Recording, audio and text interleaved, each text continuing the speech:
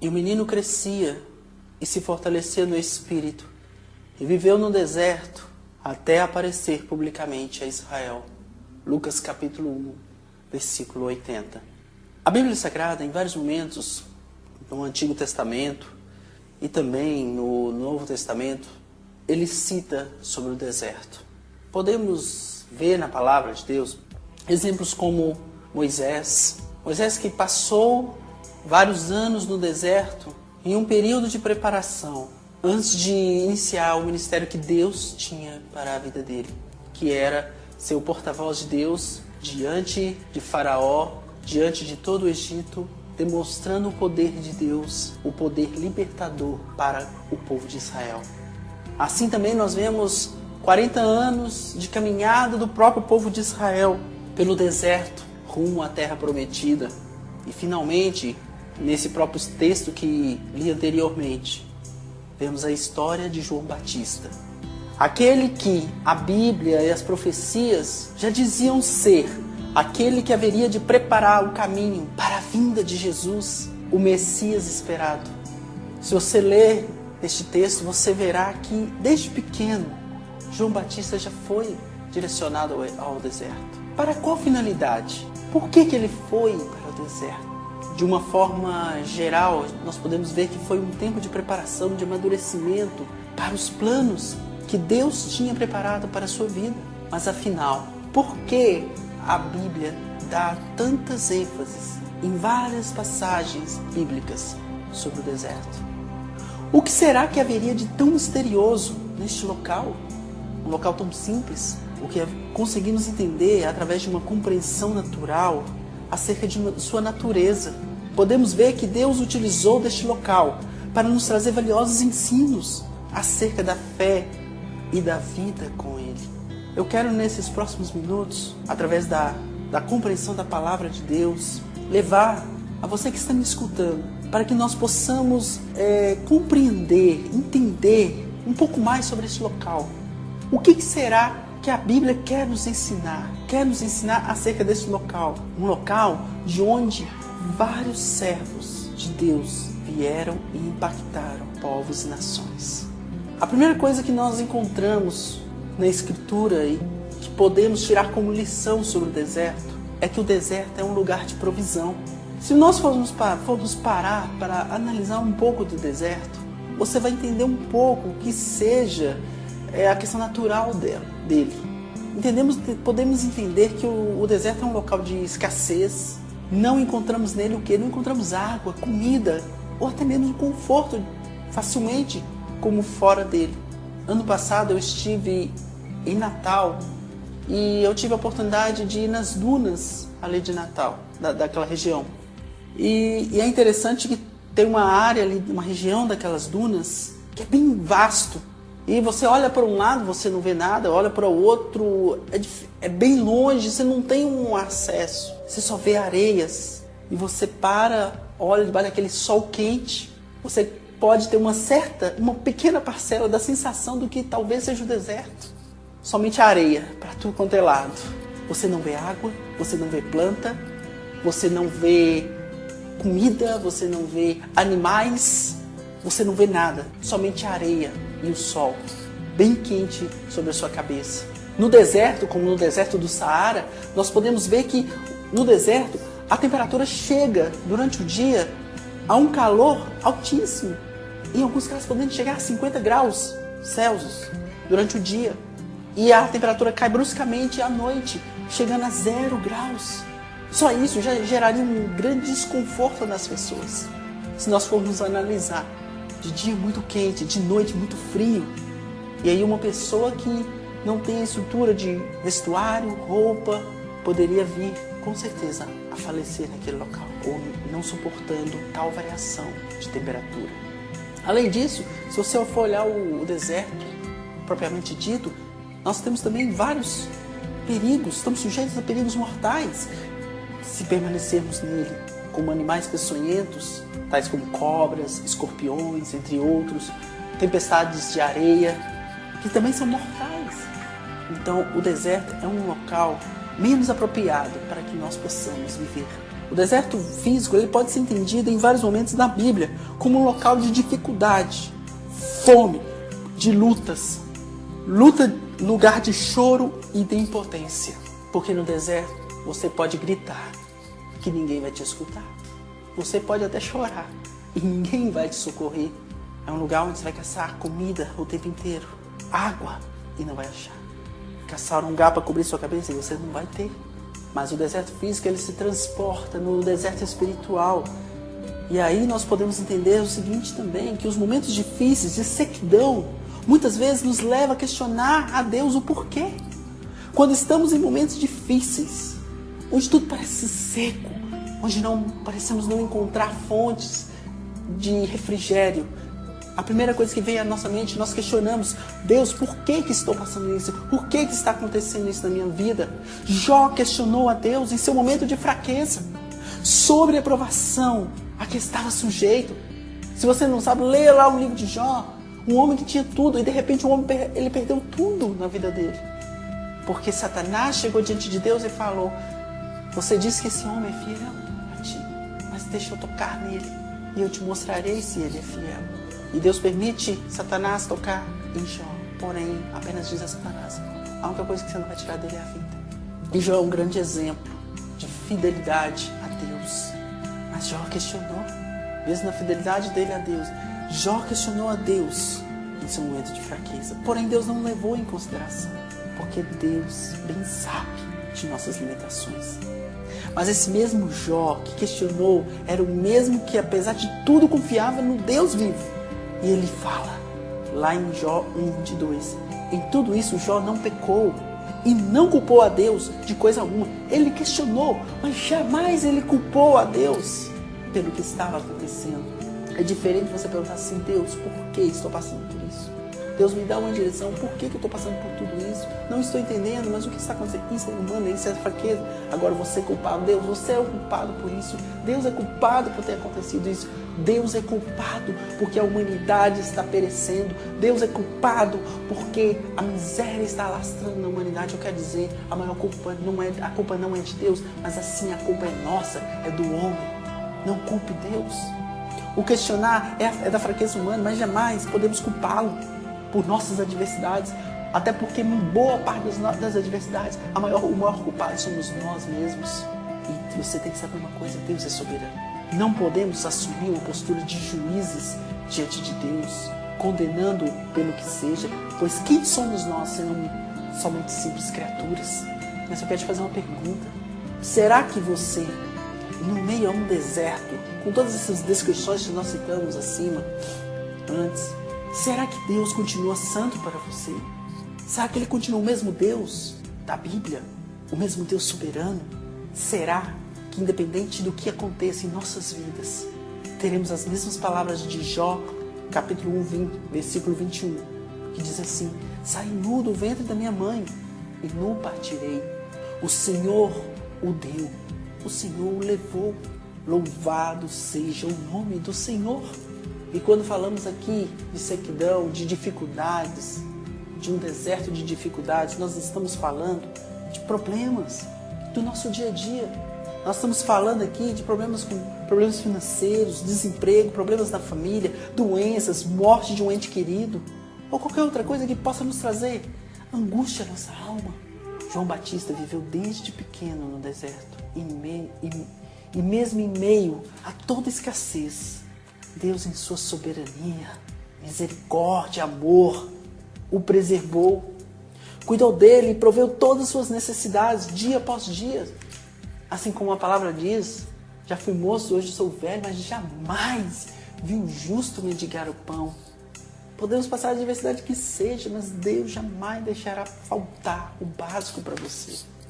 A impotência de João Batista, quando ainda pequeno, criança, em meio a um deserto inseguro, que talvez a Bíblia não nos fala, mas podemos ampliar nossa imaginação.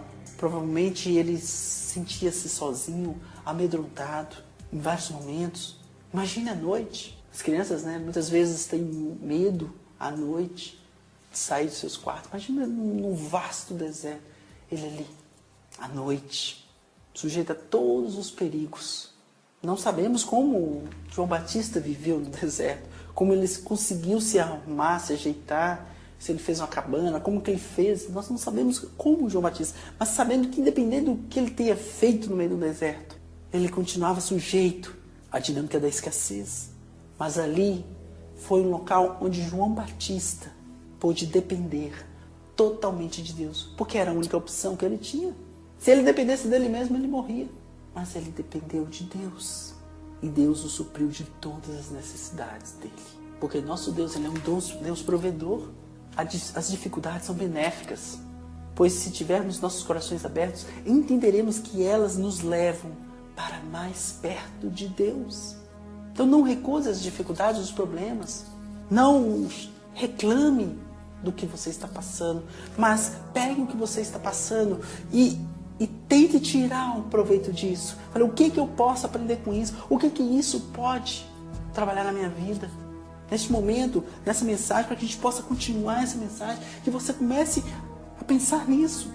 Abra o teu coração. Fale, eu preciso entender o que Deus está querendo falar comigo. Nisso que eu estou passando. Eu não sei o que você está passando, mas Deus sabe. Se você estiver próximo de Deus, você poderá escutar a sua voz falando com você, e você terá a provisão necessária em meio ao seu deserto. Coloque isso no teu coração. O melhor lugar que nós podemos estar em meio às dificuldades, problemas, é perto de Deus, porque é no meio das dificuldades que Deus vai falar contigo.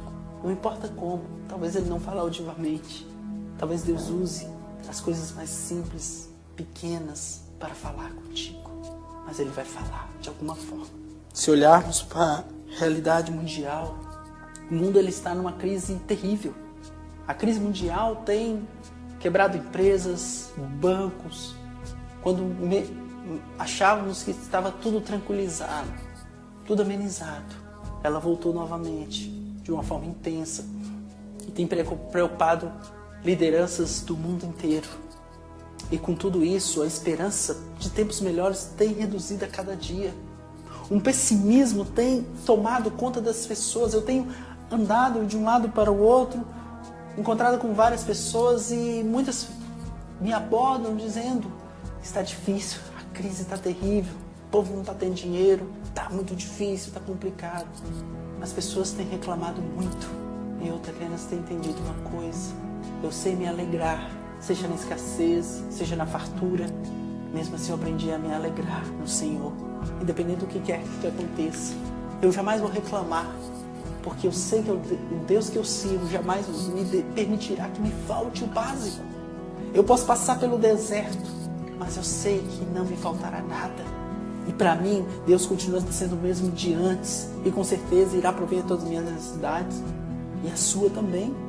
Portanto, você precisa entregar todas as suas necessidades, fraquezas, medos para Ele, e tenha plena confiança de que fará a sua vontade sobre nós. Salmo 23:1 diz: o Senhor é meu pastor, e nada terei falta. E em outras traduções fala: e nada me faltará. Se Deus é o seu pastor, escuta bem isso. Se você tem Deus como o seu pastor principal, seu Senhor, seu pastor, eu quero te dizer, nada vai lhe faltar. Deus não permitirá que você passe fome e nem nudez, mas Ele proverá as suas necessidades importantes para a sua vida. Porque Deus não vai te dar o que você quer, mas o que você precisa. Guarde bem isso no teu coração. Então, como nós falamos antes, deserto é lugar de provisão. E o Deus provedor, Ele há de prover suas necessidades em meio ao seu deserto, as suas dificuldades, problemas do dia a dia. A segunda coisa que nós aprendemos nesse texto é que deserto é um lugar de aprendizado. Nesse texto que nós lemos de Lucas capítulo 1, versículo 80, diz que um menino crescia e se fortalecia no espírito. Ou seja, o tempo que João Batista esteve no deserto foi um tempo de amadurecimento espiritual. Deserto é um lugar, o tempo de deserto é um lugar que Deus se concentra no crescimento de nosso caráter, ao invés de crescimento da nossa habilidade. Hoje o que nós temos visto são as pessoas, dentro da ótica humana das pessoas, é a concentração na habilidade. Eu preciso fazer isso melhor, eu preciso exercitar bastante para que eu seja bom nisso. Mas eu quero te dizer que Deus, Ele não está preocupado com a sua habilidade. A habilidade para Deus é segundo plano. Deus está preocupado com a sua vida e seu caráter. Sabe por quê? Porque crescimento em habilidade que supere o crescimento em nosso caráter pode ser uma receita para um possível desastre que venha a ocorrer no nosso futuro. Sabe por quê disso? Que eu falo isso? Talvez você não entenda. Mas quando eu falo isso é porque podemos ser muito bons no que fazemos. Você pode ser habilidoso, ser um bom músico, instrumentista, excelente em informática, um excelente preletor, um excelente empresário, saber gerir, empreender, levantar negócios. Mas eu quero te dizer uma coisa, mas se nós formos excelentes em nossas habilidades, mas não tivermos o caráter de Cristo impresso em nossas vidas, seremos verdadeiros mercenários, ferindo as pessoas, destruindo vidas por onde quer que passemos. Você irá ferir pessoas com a tua palavra, com a sua atitude, com o teu comportamento. Sabe por quê? Porque o seu comportamento não está impresso o caráter de Cristo. Quando eu falo impresso o caráter de Cristo, eu não estou falando de igreja, se é evangélica, se é católico, se é espírita, o que quer que seja. Quando eu falo de caráter de Cristo, eu falo de cristianismo. E se você diz que professa o cristianismo, se você diz ser cristão, você tem que buscar que o caráter de Cristo seja impresso na sua vida. Porque não é a religião em si que traz mudança, mas é o entendimento da vontade de Deus, da palavra de Deus, que tem o poder transformador de nossas vidas. Então você precisa do caráter de Cristo. Então o deserto é um local, o tempo de dificuldades é um tempo de aprendizado, é onde nós vamos aprender. Não é um tempo desperdiçado, pelo contrário, é um tempo que você vai aprender com seus erros, com suas falhas. No deserto, quando nós aceitamos esse deserto de forma positiva, não de forma negativa, murmurando, reclamando, mas quando aceitamos, eu quero tirar o proveito disso para que lá na frente eu venha aprender alguma coisa com isso, uma lição de vida.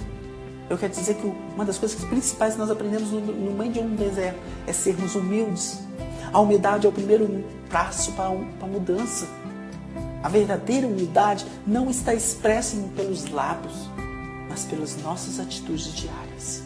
Então a primeira coisa que acontece no deserto, uma das primeiras lições, é a humildade. Porque quando você começa a depender de alguém, é porque você está sendo humilde. Quando você entende que você não pode mais, mas que você depende dos outros, você está sendo humilde. Porque você entendeu, eu não posso, eu dependo dos outros. Eu dependo de alguém para me socorrer. No deserto, somos despojados de nossa independência, de nossa autossuficiência, que traz sofrimento para aprendermos a ser totalmente dependentes de Deus. Tem um texto que fala uma coisa muito interessante sobre isso. Lembrem como o nosso Deus guiou vocês pelo deserto esses 40 anos. Durante essa longa caminhada, Deus os humilhou e os pôs à prova para saber se estavam resolvidos ou não a obedecer aos seus mandamentos. Obedeçam, pois, aos seus mandamentos, vivam de acordo com os seus ensinamentos e temam o Senhor, seu Deus. Isso está no livro de Deuteronômio, capítulo 8, versículos 2 e 6. Isso aqui é falando ao povo de Israel. Então Deus os humilhou, os pôs à prova para ver realmente, será que vocês estão prontos para me obedecer? Será que vocês estão prontos a aprender comigo? A depender de mim totalmente? O povo de Israel teve que depender totalmente de Deus para comer, para beber e para sobreviver em meio a um deserto durante 40 anos. Eles não tinham opção. Ou dependiam de Deus ou morriam. A dependência de Deus anda lado a lado com a fé, sem a qual é impossível de agradar a Deus. Porque a dependência de Deus, ela vai caminhar com fé, com certeza. Porque você vai ter que começar a crer em algo que talvez você diga, eu não estou vendo isso, eu não consigo ver Deus. Mas Deus, você serve pela fé. Não é pelo que você está vendo, mas é pelo que você sente, pelo que você sabe que está ali. Porque pela fé você crê que Deus está. Em Hebreus 11, 6 diz que sem fé é impossível agradar a Deus. Então, nós temos que ter fé. Senão, como vamos agradar a Deus se você não crê em Deus? E o crer é a base da fé.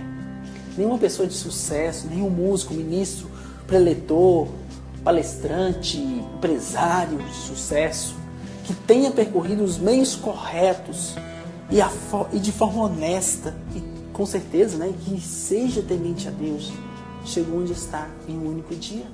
Se ele seguiu tudo certinho, ele não é no único dia que ele vai chegar, de um dia para o outro.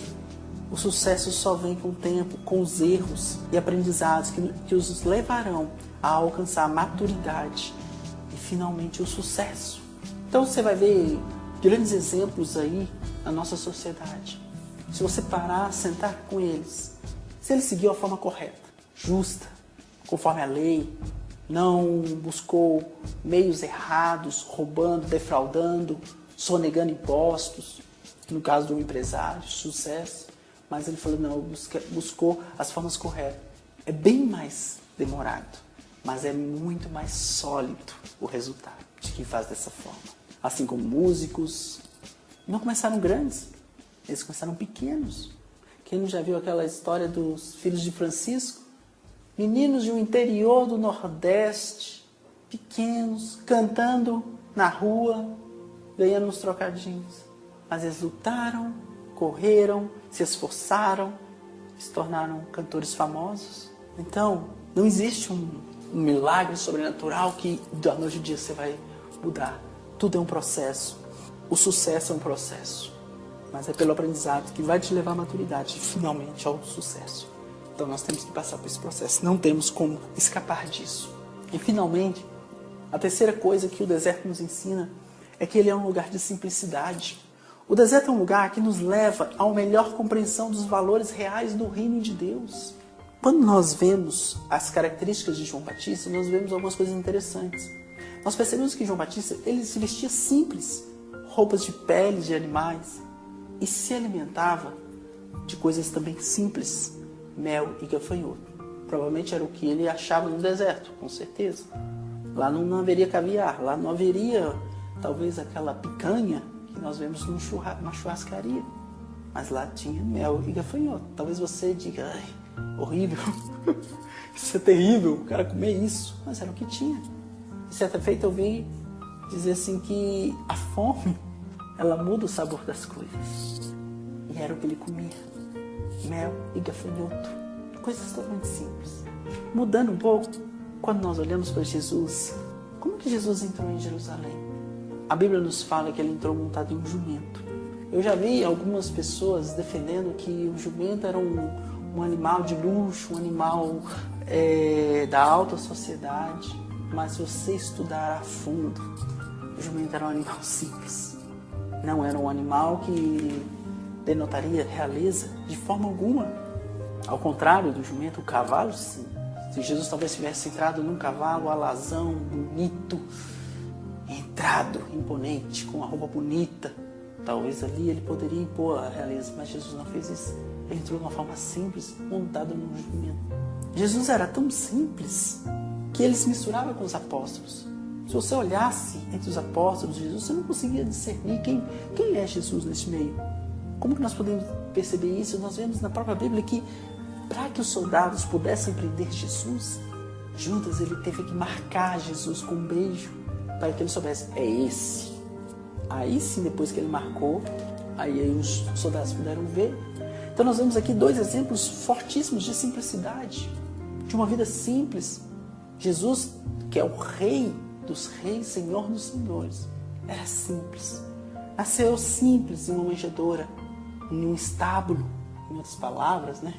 Num lugar, um curral, onde tem animais. Foi ali que ele nasceu, porque não tinha lugar em hospedaria, com roupas simples, com tudo simples. A pergunta que eu faço para você é o seguinte: será que temos buscado a simplicidade do cristianismo? Ou temos nos enchidos de uma doutrina de imposição de respeito, de nos mostrarmos que somos os melhores ou maiores? O cristianismo por si só é totalmente simples em sua doutrina e forma de vida. Nós que muitas vezes complicamos o cristianismo, mas ele é muito simples. Se você estudar a Bíblia de uma forma mais profunda, você vai ver a simplicidade do cristianismo, a simplicidade da mensagem que nos é passada. Infelizmente, o cristianismo ele tem sido instrumento de vergonha por muitas pessoas, cheios de si, desfilando com suas grifes, carrões luxuosos, unicamente para se mostrarem imponentes, assim como os fariseus eram na época de Jesus. Os fariseus eram um povo respeitadíssimo pelo povo de Israel. Eram pessoas, para ser um fariseu, um saduceu, um fariseu, eles tinham que ter muito conhecimento da Bíblia, eles tinham que ter livros da Bíblia decorados do Velho Testamento.